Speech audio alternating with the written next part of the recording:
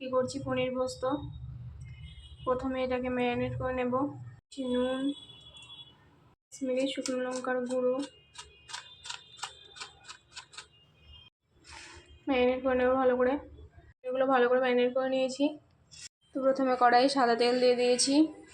এটা গরম হয়ে গেছে, এবার পনিরগুলো ভেজে নেব।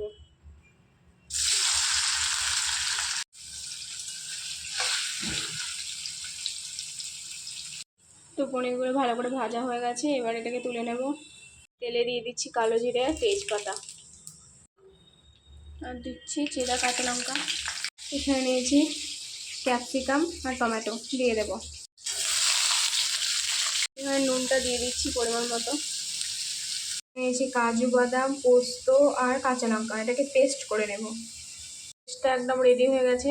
এদিকে ক্যাপসিকাম টমেটোটা বেশ ভালোভাবেই গলে গেছে। এবার এর মধ্যে পেস্টটা দিয়ে দেব। একটু জল দিয়ে দিলাম, তো অল্প জিরে গুঁড়ো দিয়ে দিলাম। ভালো করে এবার এটাকে ভালো করে কষিয়ে নেব। ভালো করে এটাকে কষিয়ে নিয়েছি, এবার দিয়ে দেবো জল।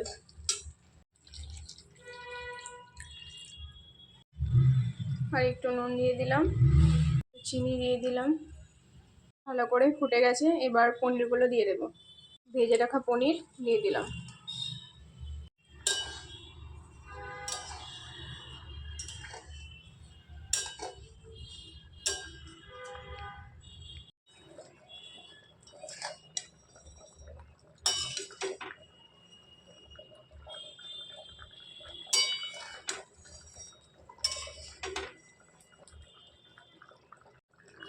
ধনেপাতা দিয়ে দিলাম।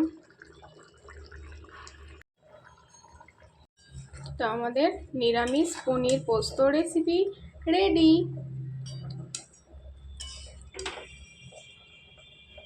টাটা।